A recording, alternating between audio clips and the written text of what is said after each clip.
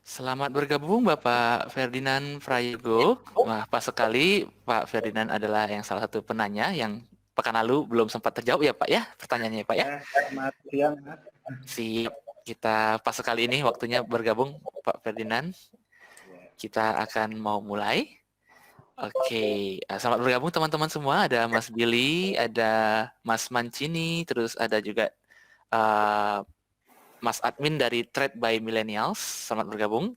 Kita akan menjawab pertanyaan pekan-pekan lalu. Ada sekitar berapa ya Mas Tian ya? Ada 6 pertanyaan dari 4 orang yang sudah ditampung dan kita akan mencoba menjawab. Ya, selamat bergabung Bapak. Ya, oke. Jadi Mas Tian akan menjawab pertanyaan 5 orang dari yang pekan lalu belum sempat terjawab. Silakan Mas Tian. Oke. Terus saya izin share screen.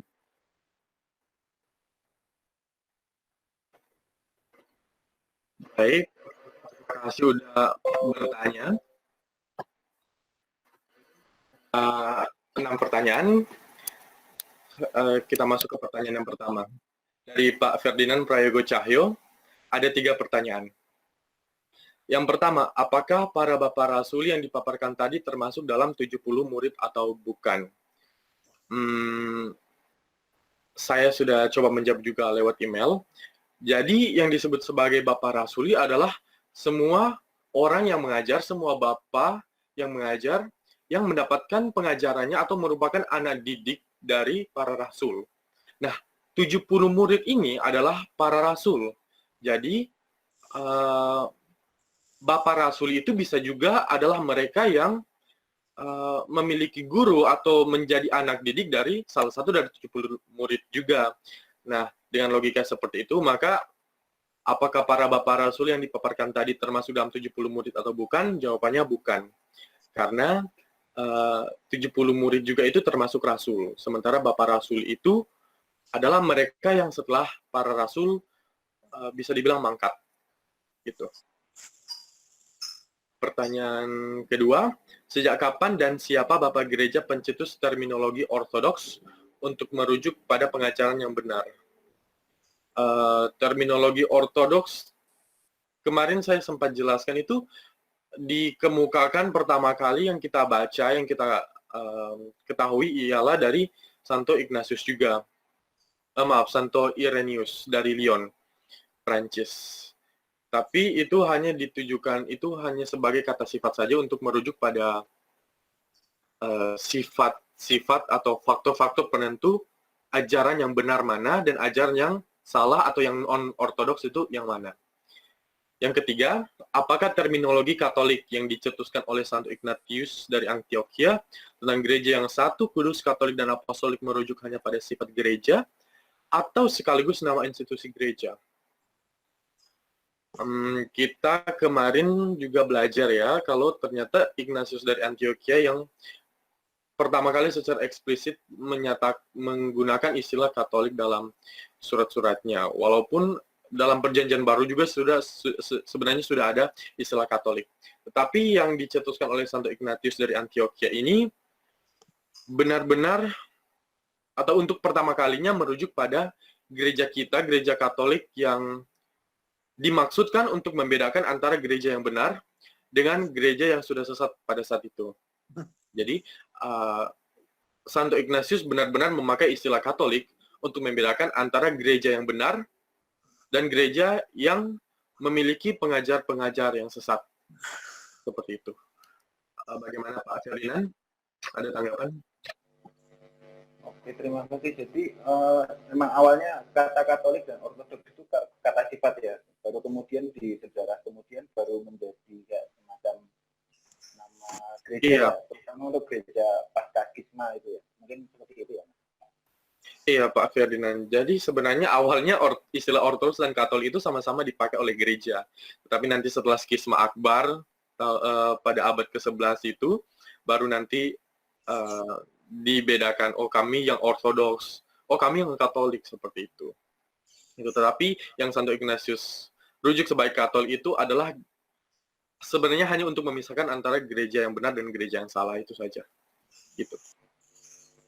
Oke, terima kasih Mas Dian. Ya, sama-sama Pak Ferdinand. Oke. Pertanyaan kedua oleh Hendarto Kusuma.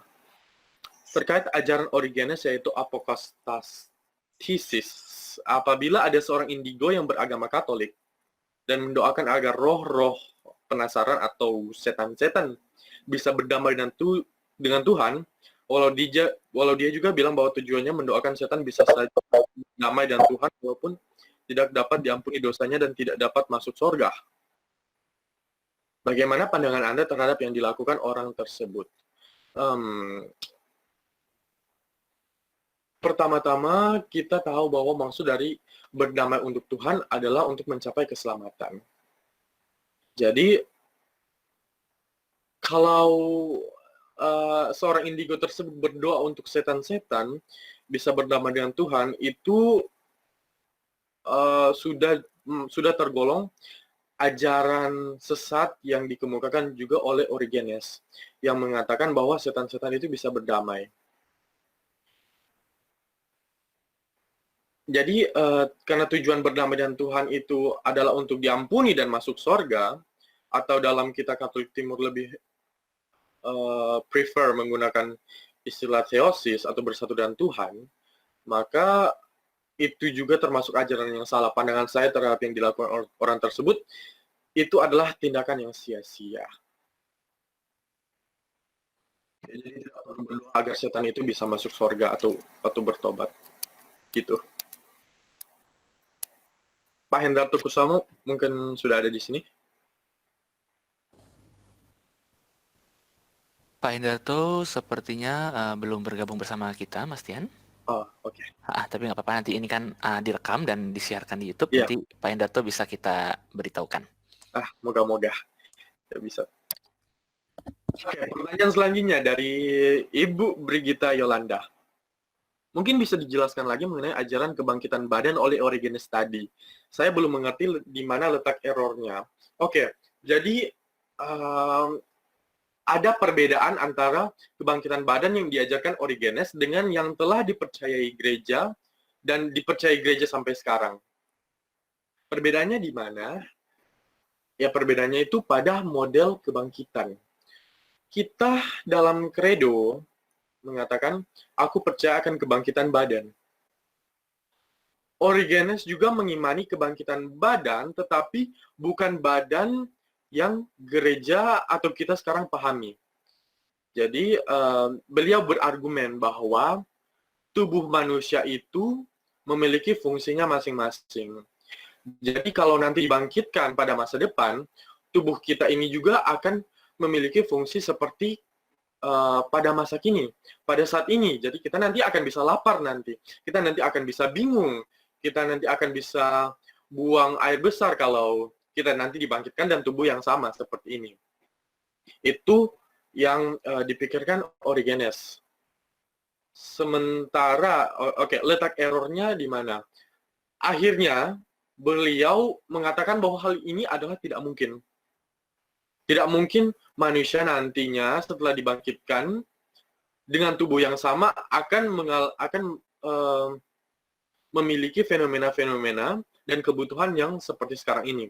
Maka Origenes mengajarkan bahwa tubuh kita yang akan dibangkitkan bukanlah tubuh badani yang sekarang ini, tetapi tubuh yang diperbaharui atau tubuh yang dijadikan rohani, seperti itu.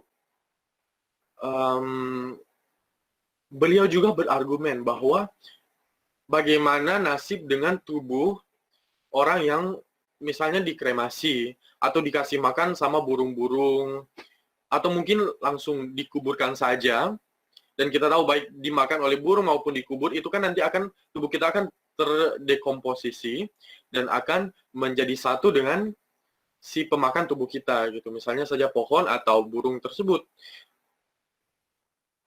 Dan menurut Origenes, kebangkitan, salah satu alasan itu adalah yang mendukungnya mengatakan bahwa tubuh kita akan diubahkan dengan model yang baru. Jadi bukan tubuh sekarang ini. Ini bertentangan dengan gereja yang gereja ajarkan. Karena gereja mengajarkan hanya aku percaya akan kebangkitan badan, itu saja. Jadi tidak mengatakan bahwa badan kita akan menjadi badan yang rohani dan seterusnya. Gitu. Di situ letak errornya.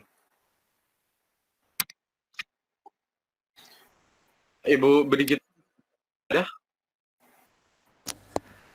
Ibu Brigita juga belum bergabung bersama kita, Mas Tian. Oke. Tidak apa-apa, tidak masalah. Ya. Kita lanjut ke pertanyaan berikutnya. Ya, lanjut berikutnya. Ini mengenai ikonografi. Dari Ibu Lucia Rati Destiarini. Selamat sore, saya mau bertanya untuk minggu depan. Bolehkah tolong dijelaskan mengenai ikon Tritunggal Maha Kudus? Terima kasih. Oke, ini sebenarnya di luar konteks dari patristik, tetapi tidak apa-apa. Saya coba jelaskan. Ikon Tritunggal Maha Kudus yang dikenal gereja ada dua bentuk. Yang pertama, bentuk Abraham yang menjamu ketiga malaikat. Kita bisa buka dari kitab Kejadian. Abraham menerima 3 malaikat, itu dipandang gereja dari awal, sebenarnya sudah dari awal tentang penampakan Tritunggal Maha Kudus. Kemudian bentuk kedua, yang di beberapa tempat ditolak, namun di beberapa tempat juga sangat digandrungi, adalah model yang seperti ini. Ini diambil dari penampakan yang diterima oleh Daniel, seorang nabi. Jadi di sini adalah seorang yang lanjut usia. Jadi ya kita bisa identifikasikan, bisa kita katakanlah sebagai Allah Bapa. Kemudian yang berada di pangkuannya adalah Sang Putra dalam bentukan akan Yesus Kristus. Dan di atasnya, di antara keduanya itu keluar dari lubuk hati Sang Bapa adalah ikon merpati, atau bisa kita diidentifikasikan sebagai Roh Kudus. Sang Bapa memberkati, Sang Putra memberkati, begitu juga Sang Roh Kudus. Namun ikon yang kedua ini mendapat penolakan di berbagai tempat dan juga tidak umum sebenarnya di gereja kami, yaitu Gereja Katolik Timur, Gereja Katolik Yunani Ukraina. Ini ada invensi baru, halo yang berbentuk bintang seperti ini, tidak kita temukan pada ikonografi awal.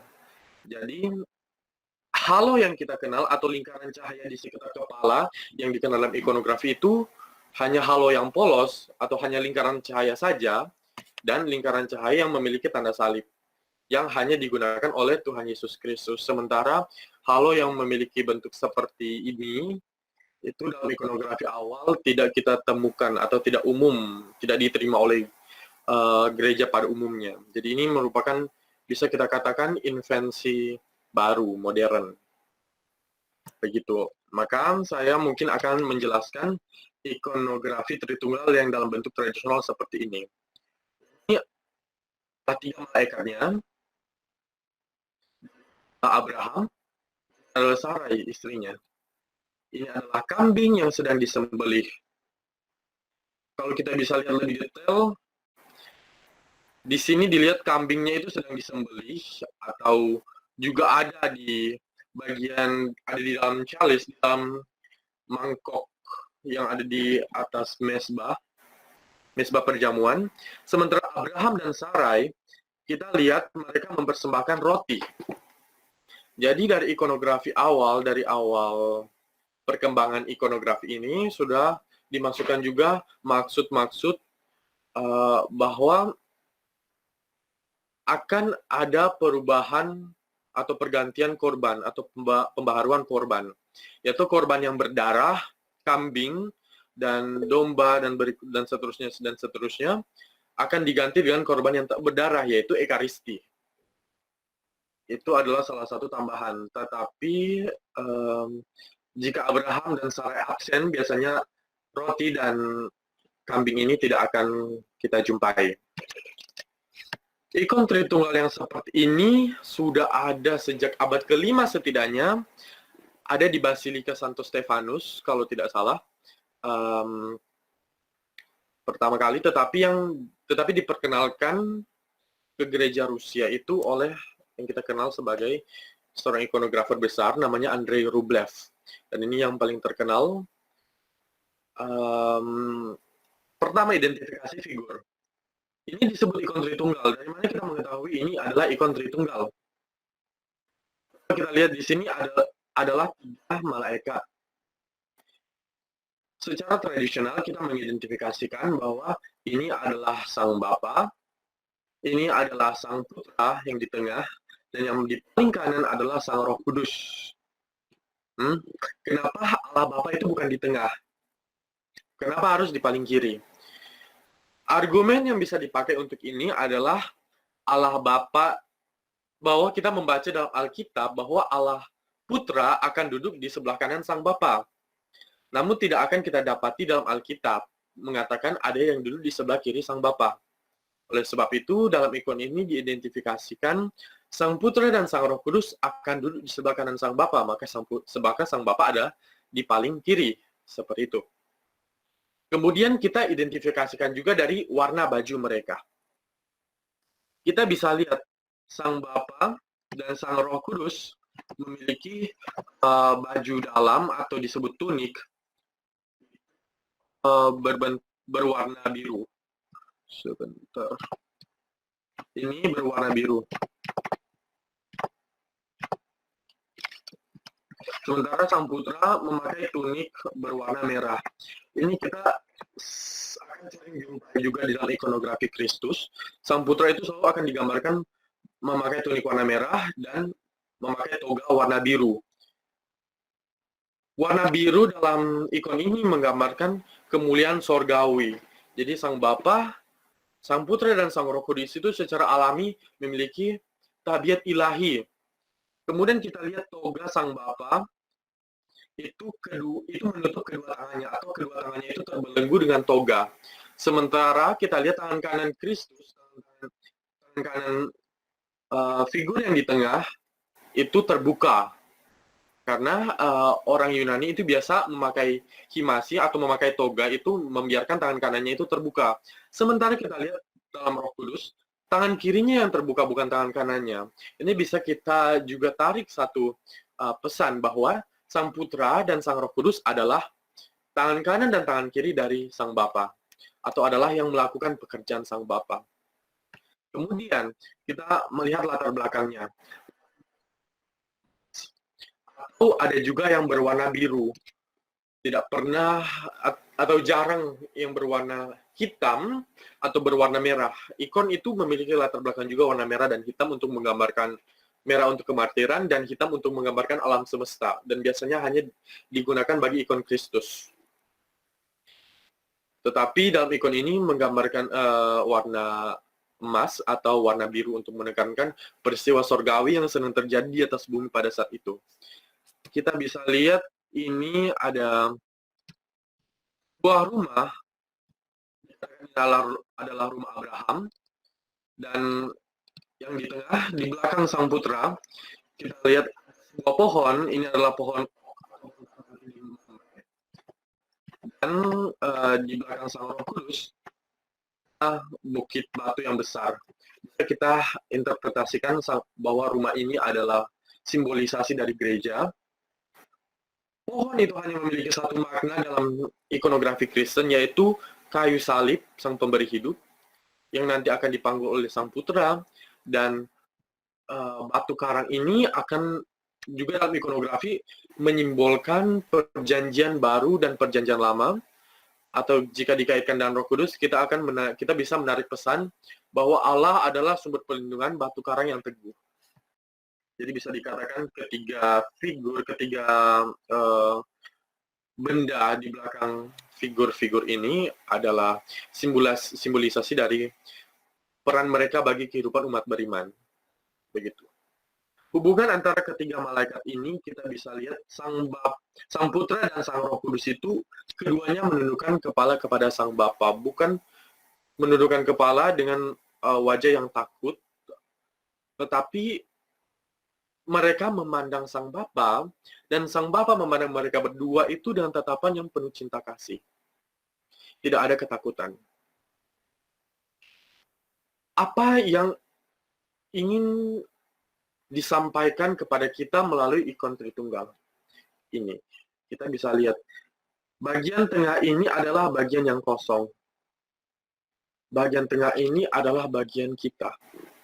Kita dipanggil untuk bersekutu dalam persekutuan Tritunggal, untuk makan bersama mereka dalam perjamuan sorgawi, dan untuk bersama-sama dengan mereka dalam sepanjang kehidupan kita. Kita di Timur juga mengenal adanya teosis, yaitu satu-satunya tujuan, the ultimate goal dari setiap kita, yaitu untuk bersatu dengan Allah sendiri, menjadi satu dengan Tuhan. Dalam kehidupan ini, kita akan selalu mengusahakan hal itu. Ini pesannya bagi kita diajak untuk bersekutu, kita diajak untuk makan bersama-sama dalam perjamuan bersama Tritunggal Maha Kudus. Kira-kira itu semua pertanyaan untuk hari ini. Oke, Mas Tian, terima kasih atas jawabannya. Ini Mas kita masih punya waktu 9 menit. Ada pertanyaan dari Bapak Denny Karolus di kolom chat. Pak Denny Karolus, apakah mungkin bisa langsung bertanya secara lisan biar lebih cair suasananya gitu ya? Oh, tapi Pak Denny Karolus sepertinya sedang ke belakang. Oke, saya akan coba bacakan. Shalom alaikum Mas, perkenalkan saya Mas Denny Karolus. Oh ini dia Pak Denny Karolus. Oke Mas Denny Karolus, mungkin bisa langsung membacakan pertanyaannya, mengajukan pertanyaannya langsung biar suasana lebih cair. Oh. Oke, siap.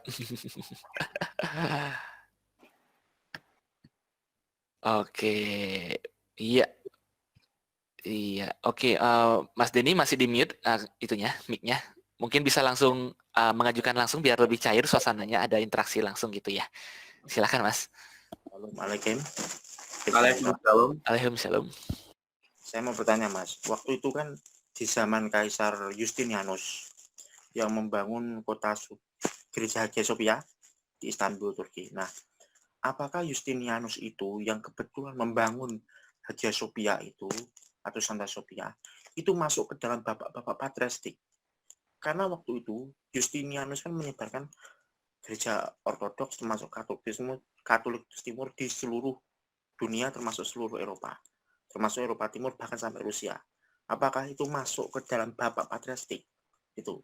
Dan kemudian selanjutnya, apakah patriark waktu itu di kota Konstantinopel, Istanbul, itu menjadi bapak patristik juga yang berbarengan sezaman dengan Kaisar Justinianus? Mohon penjelasannya, Mas. Oke, siap. Oke, terima kasih pertanyaannya Pak Denny. Pak Denny ini juga sangat setia yang mengikuti live kita. Oh. Yeah. Akhirnya bisa bertatap muka di sini. Puji Tuhan, ada puji Tuhan. Puji Tuhan. Oke. Mengenai Kaisar Justinianus, beliau adalah bisa dimasukkan dalam kelompok bapak-bapak patristik. Jawaban simpelnya tidak bisa. Beliau adalah seorang kaisar, kita hormati sebagai seorang penguasa Kristen. Mengapa beliau tidak bisa dimasukkan ke dalam bapak patristik? Pertama, kita harus lihat juga fungsi dari bapak gereja atau bapak-bapak patristik itu adalah mengajarkan yang benar, tetapi bukan hanya mengajarkan hal yang benar. Mereka mengutuk juga ajaran yang salah dan menjaga gereja umat Allah agar tidak tersesat pada saat itu. Sementara Kaisar Justinianus, kita melihat di beliau itu menyebarkan agama Kristen, tetapi beliau tidak secara spesifik menulis sesuatu yang nantinya bisa dijadikan landasan iman gereja. Oleh karena itu beliau kita hormati sangat tinggi sebagai seorang penguasa Kristen, tetapi sebagai bapak gereja beliau tidak termasuk. Kemudian pertanyaan kedua, mengenai apakah patriark pada saat itu adalah patriark ekumenis? Well, kita sebagai umat Katolik, kita percaya bahwa patriark ekumenis atau Bapak primus inter pares itu adalah Paus Roma. Jadi kita mengakui sejak awal yang menjadi patria ekumenis atau yang menjadi primus inter pares itu hanyalah Paus Roma, Uskup Roma. Begitu. Udah ada Mas Davin sama Mas Cliff, mungkin mau menambahkan? Setahu aku Kaisar Justinianus itu ini deh, dia santo deh. Jadi meskipun bukan bapak gereja ya, tapi ya dia memang penguasa Kristen yang baik dan dipandang hidupnya kudus, bisa jadi contoh gitu. Makanya kalau misalkan di Hagia Sophia itu, kalau nggak salah ya, ada ikonnya Kak gitu Kak. Jadi kayak ya ada halonya, di lukisan dia ada halo gitu. Dan ada di kalender, kalau nggak salah lebih. Bisa dicek, di cross check, coba ya. Iya. Udah itu aja, thank you. Mas Davin mau menambahkan mungkin?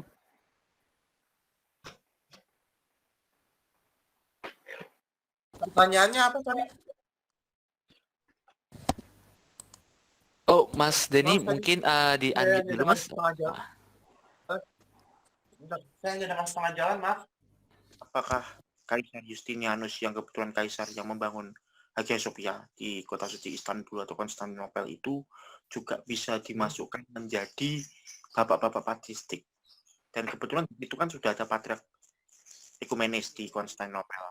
Apakah patriark itu juga bisa dimasukkan juga menjadi bapak patristik? Itu saya. Begini, memang tidak semua masuk ke dalam bapak gereja ya. Kaisar Justinian itu dihormati sekali dalam tradisi Bizantin karena selain membangun katedral Hagia Sophia, ada juga beberapa bagian dalam liturgi Yohanes Chrysostomus dan Santo Basilius Agung yang dipakai di Bizantin saat ini adalah komposisi beliau.